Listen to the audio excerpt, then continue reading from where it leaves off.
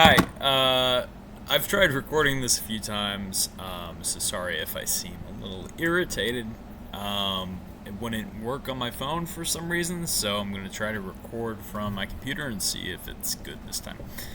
Okay, I'm going to just go straight into it. This is my final reflection for student teaching. I'll specifically in this video be covering the essential questions laid out, which are: how will I redefine teaching and the word teacher in my own practice moving forward? And then, how will becoming the teacher my students deserve change me in my life? And then I'll also generally be talking about just what student teaching was like for me, along with what I'm most proud of throughout this student teaching experience. So, going back to the first essential question, it was: how will I redefine teaching and teacher in my practice? So, the terms teaching and teacher.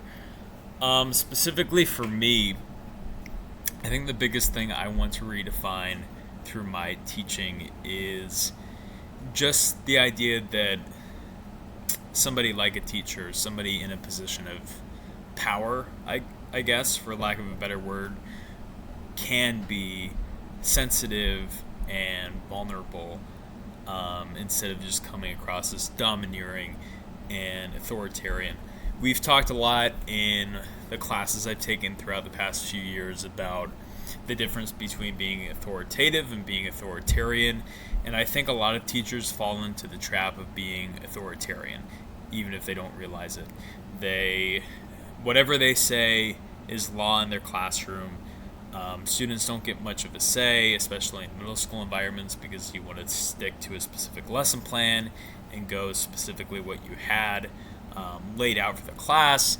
It's basically their way or the highway. And whenever something vulnerable happens or an opportunity to show emotions arises, most teachers just fall into the trap of being cold, cut off, and, just a little bit dictatorial when it comes to their overall demeanor. And I think when I have my own classroom, I definitely want to be the type of teacher who allows for that democratic space where students feel safe, students feel like they can voice their opinions and thoughts without being judged by others, but specifically judged by their teacher, and also a place where they can go to an adult who isn't afraid to show their emotions. I'm a very vulnerable person, an emotional person generally, and there's a fine line between being too open and emotional and being emotional enough that it changes the game. And I think this semester has shown me, especially through my student not my student teacher, but my mentor during the student teaching experience, she showed me what it's like to, again, toe that line and to be emotionally available to her students when they needed her, but also in that position where she's still authoritative instead of authoritarian, and her way is her rule is law. I think that's, yeah, her rule is law. She's in charge all the time. It wasn't like that. No, she was close sometimes, but ultimately she showed her students that she can be emotional when it comes to things related to the classroom and related to the classroom content, and she was still the teacher in charge of the room. So ultimately, I just want to show my students that people in positions of power, specifically adults that they look up to and think of as, just these grand figures, can be emotional and have their own human characteristics just like them.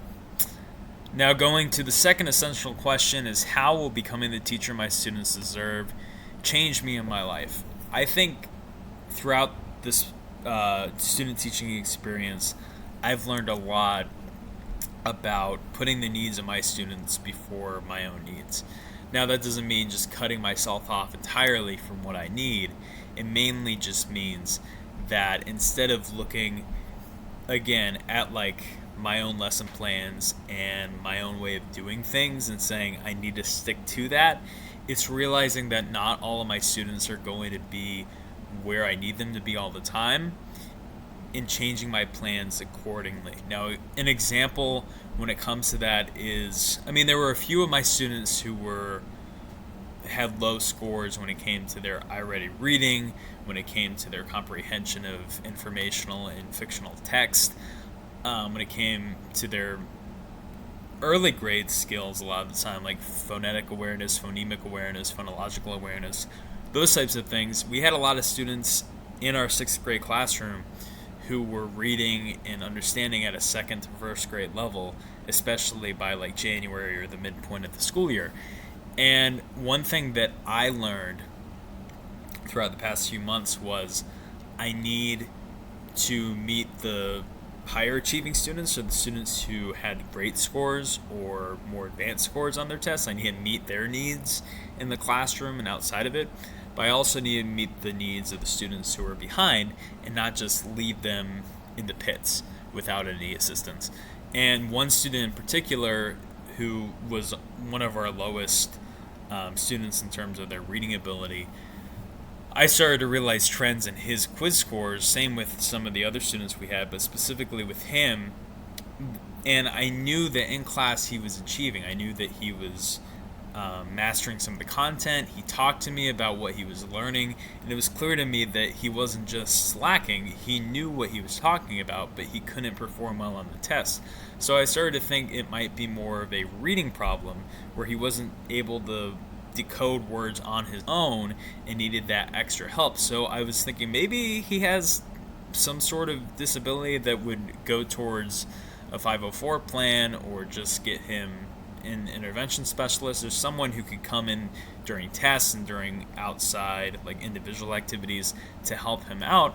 And then after some testing and some tweaking of the content, my teacher and I, along with his parents and some of the other teachers, learned that he has dyslexia. And now for the test, state testing and other tests he takes, he has a specialist who comes in and does the test with him. So he has that extra intervention and has that extra modification that will help him achieve at the level he's able to. So ultimately, going back to the essential question, things like that, moments like that, where I have to put the needs of others before myself, has related to the real world so far with me, and it's changed my life, because now when I'm home, like in the classroom, if I'm focusing on the needs of my students above the needs of just the whole class, that translates to when I'm at home, just being, not even at home, but just in the world with my friends, with my peers, with my family, with my fiance, anybody, I'm able to now see and put their needs before my own more often and meet them at that level, instead of just saying, I'm going to think about me before them. And I'm hopeful and striving to get to the point where that becomes a reality in my classroom, and that becomes a reality in my day-to-day life. So I'm hoping that's how teaching can change my life for the better. Now, going to the last point, let me see what it is again. I think it's related to, what am I most proud of throughout my student teaching experience, specifically with working with students. I think overall, I've just been able to see how strong I am when it comes to patience and understanding with students. I sometimes don't even feel like I excel at that. There are many examples from the semester where I've interacted with a group of students who could be disruptive during class, or just off task and not really achieving to where I think they can, potentially.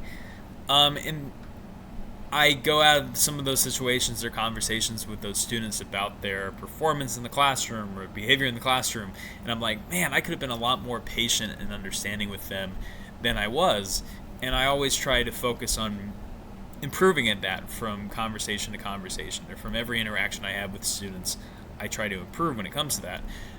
But I'm proud of my ability to be patient, specifically based on what others have told me. Like BJ has pointed out how patient I am with just anybody I come in contact to with, and how I change my practice whenever I get a suggestion or whenever I see something is wrong in my practice or something that can be improved. I'm patient and understanding enough that I listen and then I change as a result. And it's something I don't even know really about myself. I hope I'm that way. But this semester, even like in my interactions with the students, I've had a group of boys in my afternoon class who are almost always after lunch off task and trying to goof around with each other during class, which has led to many conversations with them. And even some of them like revealed to me on my last day or my last week of student teaching how much they appreciated my patience with them and my just kindness to them, even when I was giving them, sometimes they had to come in and lunch and make up the work they missed while they were messing around in class, and sometimes I had to talk with their parents and have discussions that related to disciplinary consequences. But they all respected the way I handled things because I approached them with a demeanor of patience and love instead of a demeanor of, you're doing things wrong, get this done, why are you acting this way? Which is something I want to continue. I'm proud of how far I've come this semester when it comes to that, but I want to always be growing when it comes to my patience with all students and not just the students that, have behavior issues sometimes in the classroom or need redirection at some points. So that's my reflection for the student teaching semester. I hope you enjoy what I had to say, and have a great one.